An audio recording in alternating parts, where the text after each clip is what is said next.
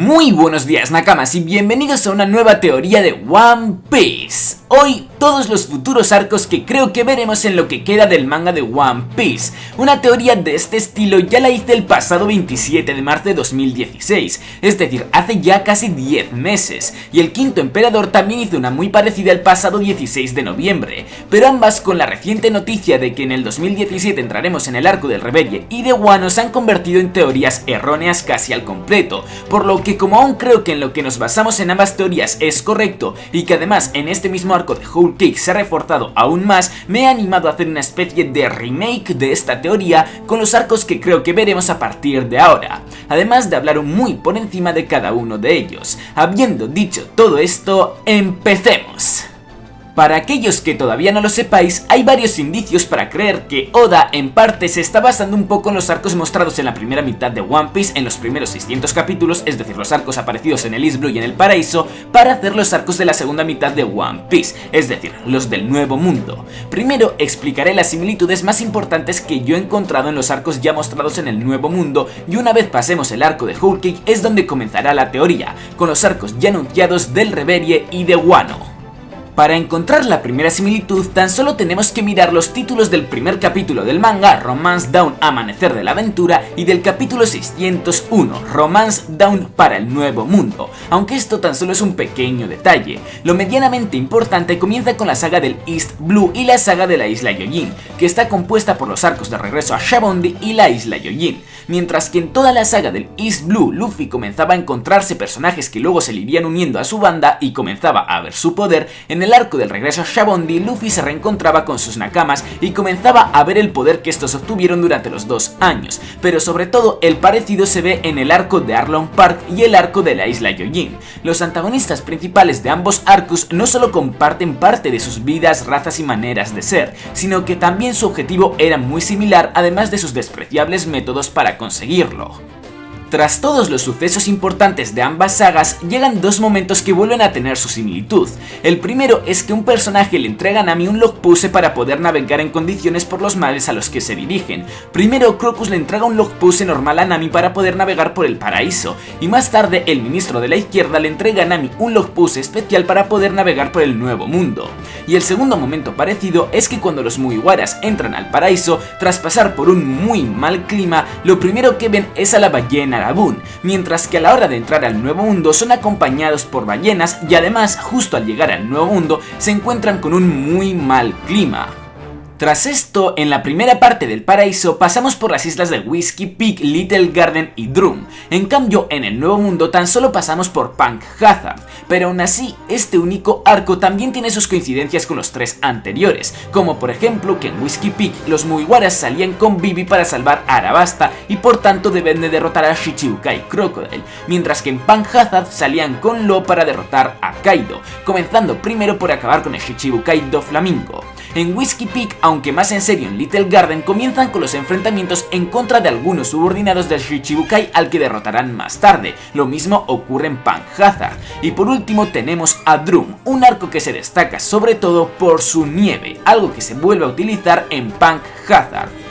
Seguimos con la historia y llegamos a Dressrosa, el arco que sirvió para que muchos comenzásemos a pensar en las similitudes que podría llegar a haber entre los pasados y los actuales arcos, el arco que ha hecho que esta teoría llegue a existir, ya que su similitud con Arabasta es muy alta. Incluso aquellos que no se os ha pasado por la cabeza todas estas similitudes que he mencionado previamente, seguro que en Dressrosa habréis sido capaces de encontrar algunas fácilmente, como por ejemplo el reencuentro de Luffy con sus hermanos, Ace en Arabasta y Sabo en Dressrosa, ambos usuarios de la Mera no Mi, dos marines que tendrán el claro objetivo de perseguir al capitán de los sombrero de paja, Smoker en Arabasta y Fujitora en Dressrosa, dos antagonistas muy parecidos, ambos Shichibukais, conocedores del despertar de las frutas del diablo y muchas más cosas, Crocodile en Arabasta y Doflamingo en Dressrosa, dos familias muy importantes a las cuales ayudar, la familia Cobra en Arabasta y la familia Riku en Dressrosa, y un largo etcétera de parecidos, los cuales creo que ya no hace falta mencionar. Pero Dressrosa no solo tiene sus parecidos con Arabasta, sino que también los tiene con Yaya, al volver a aparecer en Dressrosa personajes que aparecieron por primera vez en Yaya, como lo fueron Bellamy y los piratas de Kurohige. Dejando a un lado a Dressrosa, pasamos ya con Zou, la cual le toca ser comparada con Skypiea, comenzando por lo más obvio, la alta dificultad para llegar a ambas islas, una por estar en el cielo y la otra por estar en constante movimiento, siguiendo con la aparición de una raza o tribu nueva que tienen gran importancia en sus respectivos arcos, los Minks y los Shandians, además del hecho de aparecer dos poneglyphs con los cuales sabemos a ciencia cierta que los piratas de Roger se encontraron, y finalizando con la averiguación de más información acerca del rey de los piratas. Pero Zou, al igual que Dressrosa, no solo tiene sus parecidos con Skypiea, sino que también los tiene con Water 7, por ejemplo que un usuario Zoan dejó en un muy mal estado a los habitantes más importantes de ambos lugares, Lucci dejó en muy mal estado a los carpinteros de Water 7 y Jack prácticamente a todos los Minks, con el también abandono de uno de los Mugiwaras para el beneficio de toda la banda, Robin en Water 7 y Sanji en Zou. Y finalmente llegamos al arco de Whole Cake, un arco que también tiene gran parecido con el arco de Enies Lobby, comenzando por los antagonistas. En Enies Lobby los antagonistas principales fueron los miembros del CP9, los miembros de una organización de asesinos, mientras que en Whole Cake se encuentra el Germa 66, que aunque ahora mismo no parezcan los claros antagonistas de este arco, lo han sido durante la gran parte del tiempo, y al igual que el CP9 también son una organización de asesinos. Y no olvidemos el hecho de que posiblemente Yats sea el usuario Zoan de la Garuda, por lo que ambos líderes podrían poseer una fruta Zoan. Luego tenemos el gran parecido entre Robin y Sanji de nuevo, pero sobre todo destacar que ambos han sido limitados por unas esposas de Kairoseki en el caso de Robin y unas muñequeras que explotarían en el caso de Sanji, aunque estas últimas se hayan revelado que son falsas. Otro paralelismo sería que ambos arcos toman lugar en zonas muy importantes. Enies Lobby pertenece al gobierno mundial, mientras que Whole Cake es la base de una Yonko, dos de los enemigos más fuertes e importantes que existen en el mundo de One Piece. También tenemos a Jinbe, el cual parece estar haciendo el mismo papel que hizo Frankie en Enies Lobby, y esto deriva a que es posible que los Piratas del Sol en lo que queda de arco de Whole Cake hagan el papel de los carpinteros de Enies Lobby. Y por último tenemos a Luffy, el cual en ambos arcos ha hecho frente a una armada entera y ha derrotado a un enemigo importante antes de pelear con el antagonista final, Blueno en el caso de Enies Lobby y Cracker en el caso de Whole Cake. Probablemente si buscáis bien encontraréis más parecidos que yo no he mencionado o que yo he pasado por alto, pero con todo lo que he dicho creo que es más que suficiente para creer que estos parecidos pueden llegar a ser una buena base para teorizar y que no son simples casualidades, porque las casualidades no se repiten tanto. Antes de pasar a teorizar, aclarar que no me meteré muy profundamente en cada arco, sino que simplemente diré cuál creo que es el paralelo de cada uno de los arcos antiguos y mencionaré los parecidos que pueden llegar a tener.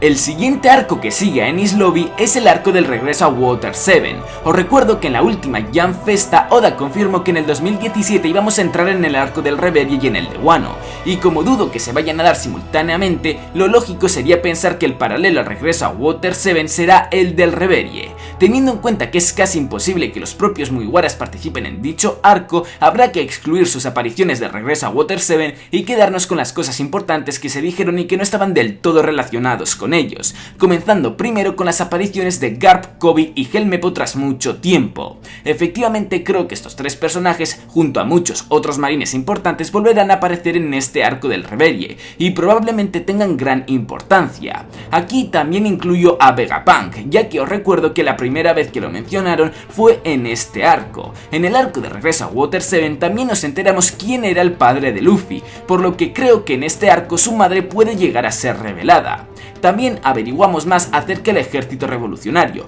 por lo que muy probablemente en este arco del Reverie también sepamos más de ellos, ya sea porque en el propio Reverie hablen de ellos, como sería lógico, ya sea porque ataquen a Mariejoa por alguna razón, o ya sea porque mientras se da el Reverie simultáneamente se esté dando la reunión de los revolucionarios, ya que os recuerdo que Dragon quiso contactar con todos los comandantes para reunirse. Y el último paralelismo que creo que se puede dar es que Garp en Water 7 le dijo al propio Luffy que ahora se había convertido en un objetivo claro de la marina, y por lo tanto en este arco del Reverie claramente, y como vuelve a ser lógico, se hablará de la peligrosidad que supone la banda de los sombreros de paja para el mundo actualmente. Tras esto vino el arco de Thriller Bark, pero antes vimos la pelea entre Ace y Kurohige, y creo que veremos un paralelismo de esta pelea con el enfrentamiento que yo creo que se comenzará a dar entre Shanks y Kurohige, pero probablemente, al igual que con la pelea de Ace, no nos enseñen el resultado final de esta, sino que creo que lo sabremos más tarde. Directamente pasamos al paralelo de Thriller Bark, que como es lógico pensar sería el arco de Wano, porque como ya he dicho antes también está anunciado para el 2017. En dicho arco, uno de los parecidos que habrá creo que será el antagonista. Aunque el antagonista principal de Thriller Bark se podría decir que fue Moria, yo diría que el propio Oars tuvo más importancia a la hora de pelear, y por lo que parece Kaido tiene una gran relación con los Oars, por lo que ahí llevaríamos el primer parecido. En este arco varios Mugiwaras lucharon juntos para acabar con Oars, y luego fue Luffy quien con algo de ayuda consiguió acabar con Moria en su forma de las 1000 sombras, por lo que creo que esta vez pasará algo de ese estilo, es decir, que varios personajes, entre ellos Luffy, lucharán contra Kaido, pero quien le dará el golpe final será el propio Luffy. Dudo mucho que los personajes con los que pelee Luffy para acabar con Kaido sean sus nakamas, más bien diría que serán los supernovas de la peor generación. Por otro lado, también hay que recordar que en Thriller Bark Ryuma apareció, fue derrotado por Zoro y le entregó su espada, por lo que en Wano creo que nuevamente Zoro obtendrá una nueva espada y conseguirá vencer al espadachín más fuerte de Wano, es decir, el Shogun. Además, también creo que averiguaremos acerca de la posible relación entre Ryuma y Zoro. Al final de Thriller Bark, un Shichibukai y a la vez revolucionario apareció Bartholomew Kuma y se creó el épico momento del sacrificio de Zoro. Teniendo en cuenta que es un momento tan épico y popular, veo muy posible que Oda repita esto al final de Wano, pero de momento no se me ocurre claramente cuál podría ser la manera de hacerlo, ya que hay muchísimas posibilidades.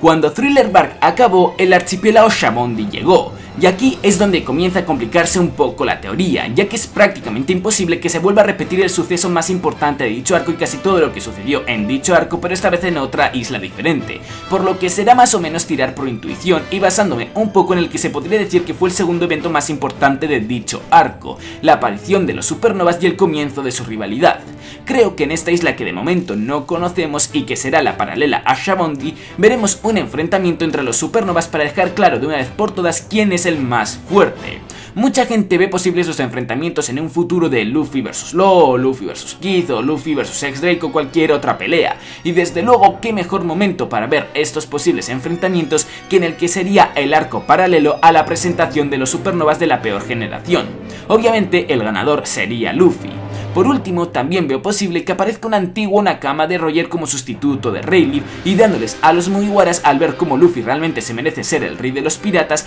una pista acerca del cuarto y último Poneglyph del camino para finalmente poder llegar a Raftel, una pista que creo que les dirigirá a Elbaf. La razón por la que he dicho Elbaf es porque el arco siguiente al archipiélago Shabondi fue el arco de Amazon Lily, una isla en la que únicamente había mujeres, por lo que me parece lógico que su arco paralelo fuese uno de una isla en la que solo haya gigantes, más aún cuando Elbaf es una de las islas que conocemos que más probabilidades tiene de aparecer. En dicho arco creo que averiguaremos más acerca de la historia de los gigantes, como ocurrió con la Skuya en Amazon Lily. Creo que su historia tendrá algo que ver también con los Poneglyphs, incluso diría que son ellos quienes escondieron en algún lugar el cuarto Poneglyph del camino y que incluso en el pasado tuvieron algún tipo de relación con los piratas de Roger, al igual que lo tuvieron muchas otras razas. Probablemente la información no se la darán por las buenas, sino que tendrán que probar a Luffy al igual que lo hizo Hancock. Pero esto no será problema alguno para el futuro rey de los piratas y le indicarán dónde se encuentra el cuarto Poneglyph del camino. Pero antes de marchar a por él, Luffy conocerá el desenlace de la pelea entre Kurohige y Shanks, al igual que como lo hizo con el de Ace, el cual no creo que vaya a ser nada favorable para el pelirrojo. De hecho, lo mejor que creo que le podría ocurrir es que por alguna razón Kurohige hiciese lo mismo que con Ace, entregarlo a la marina para obtener un beneficio, y lo peor, sin duda alguna, sería la muerte tanto de Shanks como de sus nakamas. Sea cual sea el resultado, personalmente creo que será el segundo, Luffy y probablemente sus nakamas se cabrearán mucho, pero aún así se dirigirán primero a por el cuarto Poneglyph del camino, el cual creo que estará en la última isla del Grand Line, la que creo que será la ciudad Esmeralda mencionada por Bellamy. Casualmente esa ciudad es justo mencionada antes de que Bellamy mencione el One Piece, y dudo mucho que este detalle no llegue a tener importancia alguna. El arco siguiente a Amazon Lily fue Impel Down, y sí, estoy diciendo que creo que el arco de la ciudad Esmeralda será el paralelo a Impel Down en el Nuevo Mundo, no porque crea que en esta ciudad vaya a haber una prisión, de hecho dudo mucho que vayamos a volver a ver algo parecido a la cárcel de Impel Down en el Nuevo Mundo, sino porque creo que en este lugar se dará la batalla entre los Mugiwara y los piratas de Barba Negra, ya que hasta ahora el único momento en el que Luffy y Kurohige han intercambiado seriamente varios golpes fue en el propio arco de Impel Down. La razón por la que Kurohige estará allí es porque creo que Shanks sabe dónde se encuentra el cuarto Poneglyph del camino, y al conseguir Kurohige vencer a Shanks, de alguna manera consiguió sonsacarle el secreto que no se lo había dicho absolutamente a nadie, ni a los Minks con los que una vez viajó. La pelea entre los piratas de Barba Negra y los Mugiwara se dará por la obtención del cuarto Poneglyph del camino, el último Poneglyph que les faltará a ambas bandas para llegar a Raftel, es decir, será básicamente una pelea por convertirse en el rey de los piratas.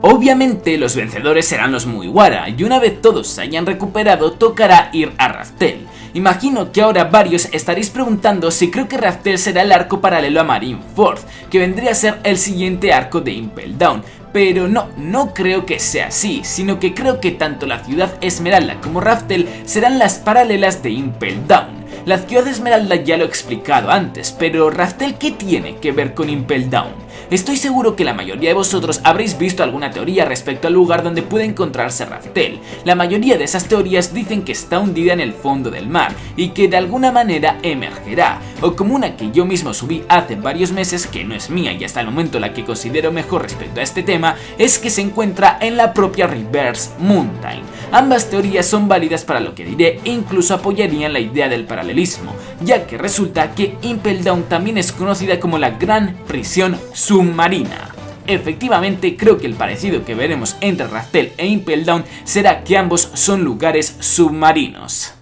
Una vez el One Piece haya sido encontrado, como el propio Shirohige dijo antes de su muerte, el mundo se sacudirá, y es lo que pasará, ya que dará inicio a la guerra final del mundo de One Piece, los Mugiwara junto a todos sus aliados contra el gobierno mundial al completo, la cual sería la paralela a la guerra de Marineford.